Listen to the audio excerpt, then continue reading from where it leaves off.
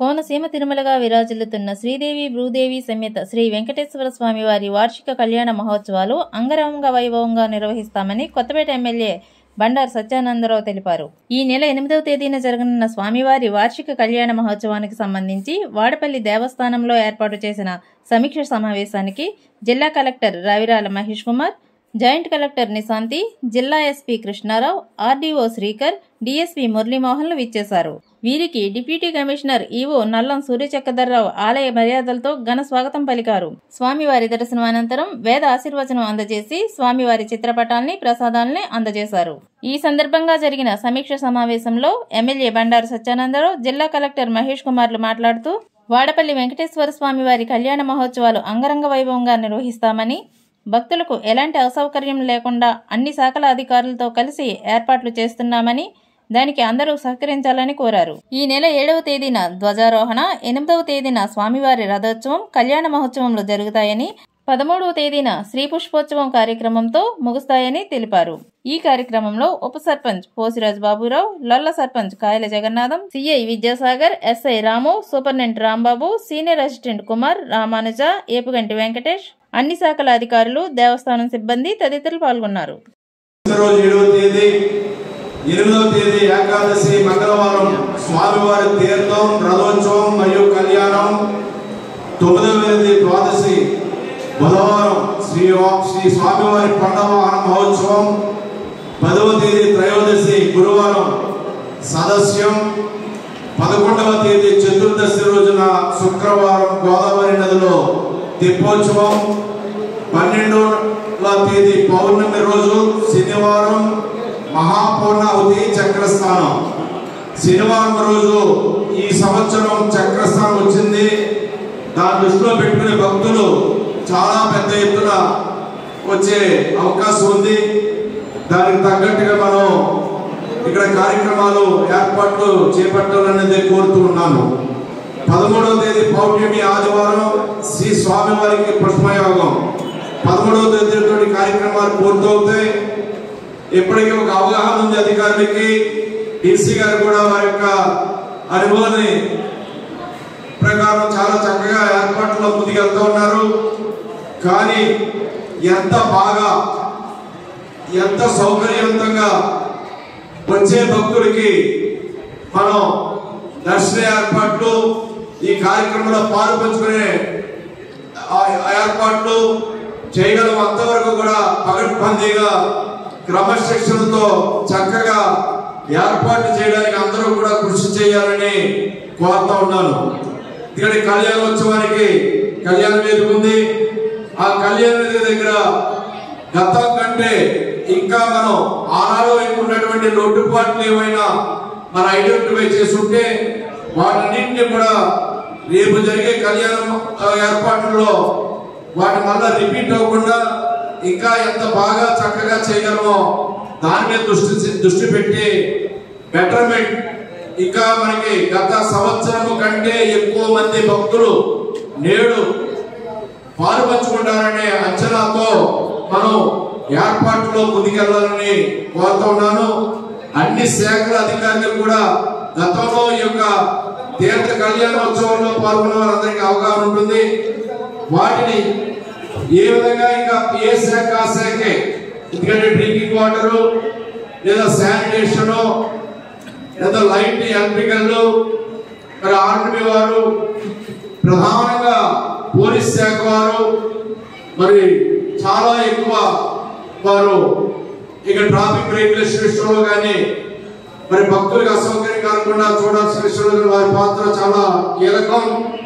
ఈనాడు మరి అందరూ పెద్దలందరూ ఇక్కడ ఉన్నారు. మన జిల్లా కలెక్టర్ గారు డాక్టర్ రావిరాల మహేష్ కుమార్ గారు, మన జాయింట్ కలెక్టర్ గారు శ్రీమతి నిశాంతి గారు, మన ఎస్పీ గారు శ్రీ కృష్ణారావు గారు, ఇంకా మన ఆర్డీఓ గారు శ్రీకర్ గారు, డిఎస్పీ గారు శ్రీ మురళీమోహన్ గారు, ఇంకా వారి పోలీస్ సిబ్బంది అందరూ కూడా ఉన్నారు.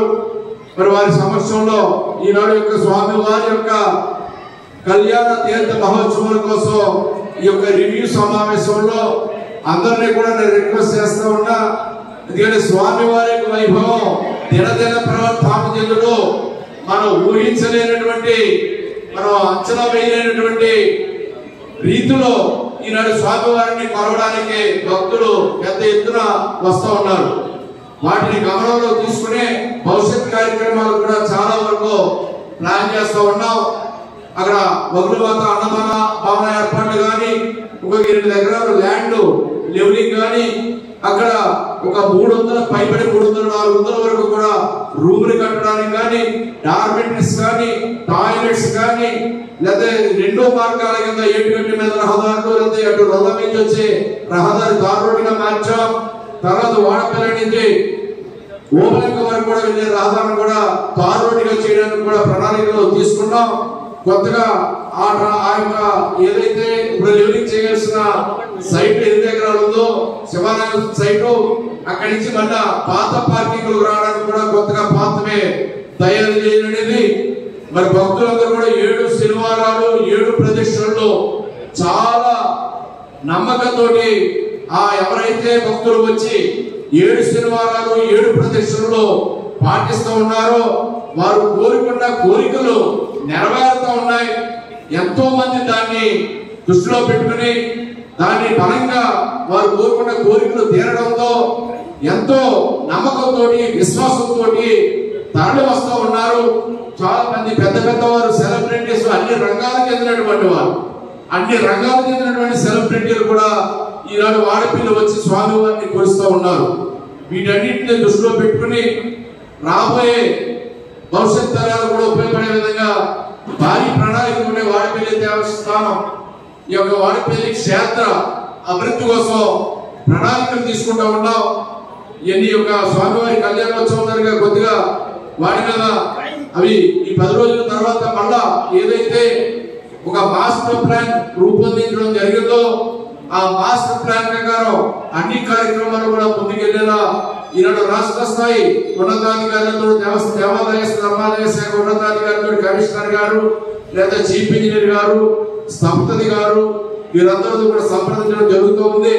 మన కమిషనర్ ఎండోమెంట్స్ ఆఫీస్కి కూడా నేను 2 అవర్స్ కూర్చుని మీ డీసీ గారిని వాళ్ళని రమ్మని ఇక్కడ అభివృద్ధి కోసం కూడా చర్చించడం జరిగింది.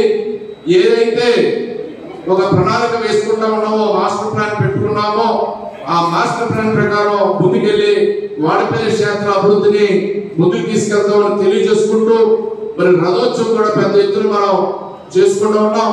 ఈ మాడ వీధులు కూడా 4 మాడ వీధులు అభివృద్ధి చేసుకోవడానికి, ఇంకా వెడల్పు చేసుకోవడానికి కూడా అందరి సహాయ సహకారాలు కూడా కోరుతూ ఉన్నాం.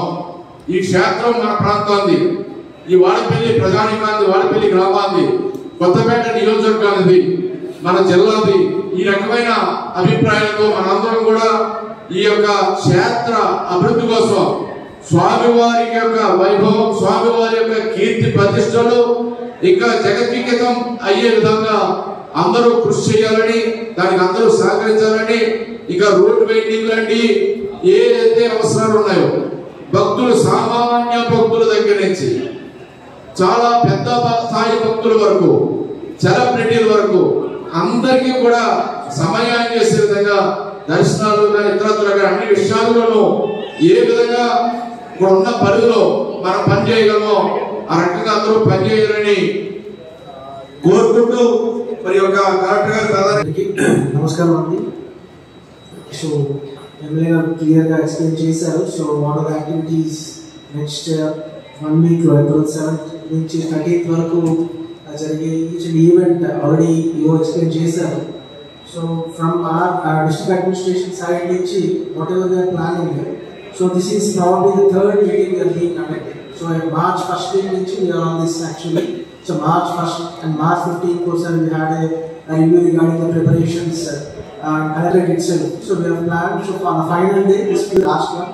So we will be each department. So 7th రోజు ఏదైతే ధ్వజ రోజు నిత్య కళ్యాణ దర్శనం, 8th రోజు రథోత్సవం కళ్యాణం, and 12th. So 12th is on Saturday. This is being the second Saturday. Chakra. So ఆ రోజు crowd we are at least expecting around 60,000 to 1 lakh. And on 8th రోజు కళ్యాణం and రథోత్సవం రోజు around 10 to 15,000. So from the past experience, so already earlier చెప్పారు, so past 10 years నుంచి numbers increase అవుతూ వచ్చాయి. సో ఈ టెంపుల్ యొక్క ఇంపార్టెన్స్ పెరిగింది, నమ్మకం పెరిగింది, డివోటీస్ పెరిగారు. సో డెఫినెట్గా this year numbers will be higher than past 4 years. So past ఇయర్కి ఆ నెంబర్స్ పెరుగుతూ వెళ్తున్నాయి. సో డెఫినెట్గా మనకి ఏవైతే ఇబ్బందులు వస్తాయని అనుకుంటున్నామో వాటన్నిటినీ ముందుగానే గ్రహించి దాని ఇబ్బందులు క్రియేట్ అవ్వకుండా దానికి కావాల్సిన వసతులు ఏర్పాటు చేయాలి. సో అవన్నీ కూడా already district administration each and every డిపార్ట్మెంట్తో క్లియర్గా డిస్కస్ చేసిన given roles and responsibilities with RDO being the overall incharge of the whole activity.